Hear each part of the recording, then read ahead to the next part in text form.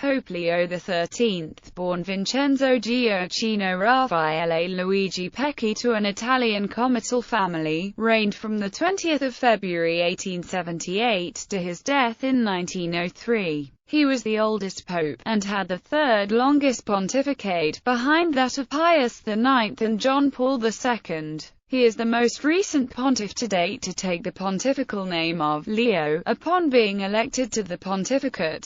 He is well known for his intellectualism, the development of social teachings with his famous papal encyclical Rerum Novarum, and his attempts to define the position of the Catholic Church with regard to modern thinking. He influenced Roman Catholic Mariology and promoted both the Rosary and the Scapula. Leo XIII issued a record of 11 papal encyclicals on the Rosary, earning him the title as the Rosary Pope. In addition, he approved 2 new Marian scapulas and was the first pope to fully embrace the concept of Mary as mediatrix. He was the first pope to never have held any control over the Papal States, after they were dissolved by 1870. He died on the 20th of July 1903 at the age of 93 and was briefly buried in the grottos of St. Peter's Basilica before his remains were later transferred to the Basilica of St. John Lateran. Early life. Born in Carpenetto Romano, near Rome, he was the 6th of the 7 sons of Count Ludovico Pecchi and his wife Anna Prospera Buzzi.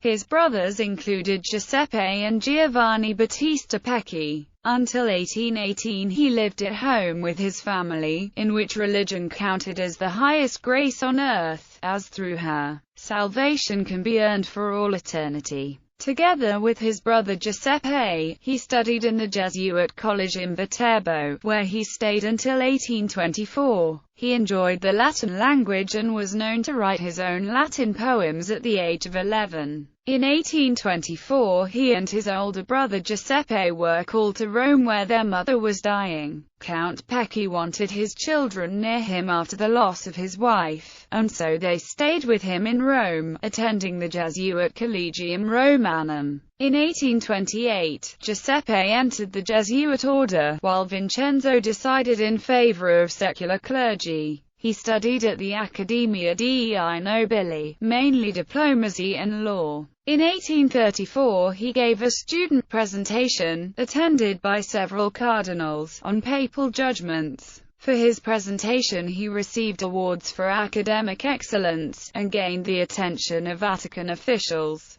Cardinal Secretary of State Luigi Lambruschini introduced him to Vatican congregations. During a cholera epidemic in Rome he ably assisted Cardinal Sala in his duties as overseer of all the city hospitals. Pope Gregory XVI appointed Pecchi on 14 February 1837, as personal prelate even before he was ordained priest on 31 December 1837, by the Vicar of Rome, Cardinal Carlo Odescalchi. He celebrated his first Mass together with his priest brother Giuseppe. He received his doctorate in theology in 1836 and doctorates of civil and canon law in Rome also. Provincial administrator. Shortly thereafter, Gregory XVI appointed Pecchi as legate to Benevento, the smallest of papal provinces. Benevento included about 20,000 people. The main problems facing Pecchi were a decaying local economy, insecurity because of widespread bandits, and pervasive mafia structures,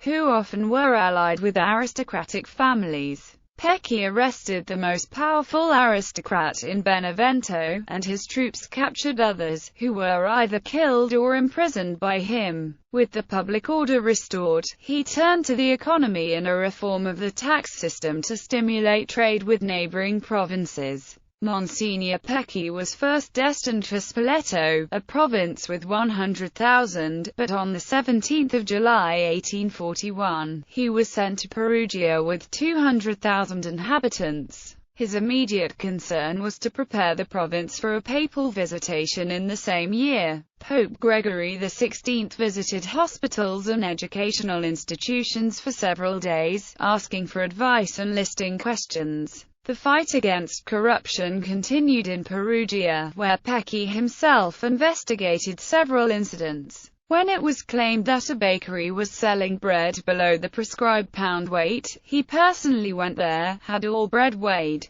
and confiscated it if below legal weight.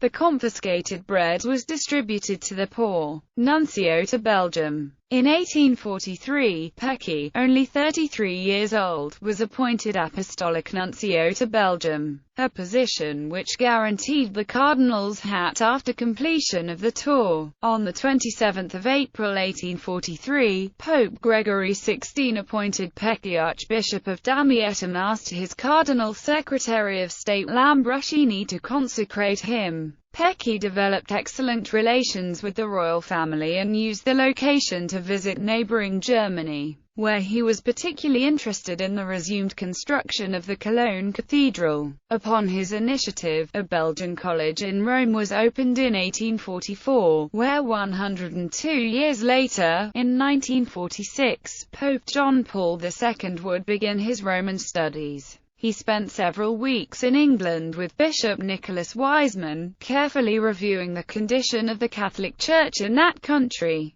In Belgium, the school question was then sharply debated between the Catholic majority and the liberal minority. Pecky encouraged the struggle for Catholic schools, yet he was able to win the goodwill of the court, not only of the pious Queen Louise, but also of King Leopold I, strongly liberal in his views. The new nuncio succeeded in uniting the Catholics. Archbishop of Perugia. Papal assistant. Pecky was named papal assistant in 1843. He first achieved note as a popular and successful Archbishop of Perugia from 1846 to 1877. After Pope Pius IX granted unlimited freedom for the press in the Papal States in 1847, Pecky, who had been highly popular in the first years of his episcopate, became the object of attacks in the media and at his residence. In 1848, a revolutionary movement developed throughout Western Europe, including France, Germany and Italy. Austrian, French and Spanish troops reversed the revolutionary gains, but at a price for Pecky and the Catholic Church, who could not regain their former popularity. Provincial Council. Pecky called a Provincial Council to reform the religious life in his dioceses. He invested in enlarging the seminary for future priests and in hiring new and prominent professors, preferably Thomists. He called on his brother Giuseppe Pecky, a noted Thomist scholar, to resign his professorship in Rome and teach in Perugia instead. His own residence was next to the seminary, which facilitated his daily contacts with the students. Charitable activities. Pecky developed several activities in support of Catholic charities. He founded homes for homeless boys and girls and for elderly women. Throughout his dioceses he opened branches of a bank, Monte di Pietà, which focused on low-income people, and provided low-interest loans. He created soup kitchens, which were run by the Capuchins. In the consistory of the 19th of December 1853, he was elevated to the College of Cardinals, as Cardinal Priest of S.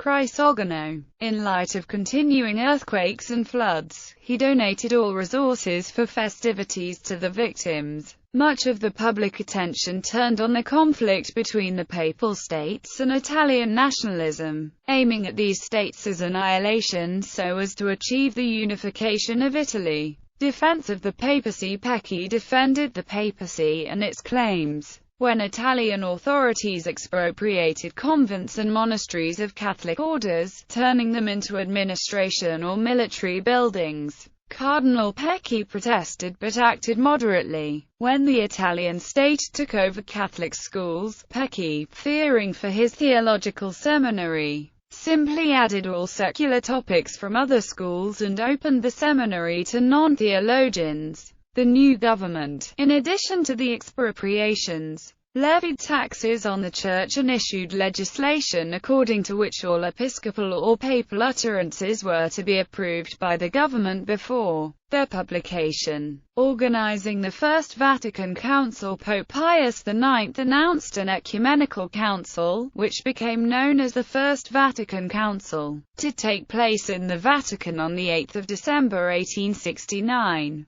Pecci was likely to be well informed, since his brother Giuseppe had been named by the Pope to help prepare this event. In his last years in Perugia, Pecci several times addressed the role of the Church in modern society. Pecci defined the Church as the mother of material civilization, because the Church upholds human dignity of working people, opposes the excesses of industrialization, and has developed large-scale charities for the needy. In August 1877, on the death of Cardinal Filippo de Angelis, Pope Pius IX appointed him Camerlengo, so that he was obliged to reside in Rome. Papal Conclave. Pope Pius IX died on 7 February 1878, and during his closing years the liberal press had often insinuated that the Italian government should take a hand in the conclave and occupy the Vatican. However, the Russo-Turkish War and the sudden death of Victor Emmanuel II distracted the attention of the government. In the conclave, the questions that the cardinals faced varied, and issues discussed included church-state relations in Europe, specifically with Italy,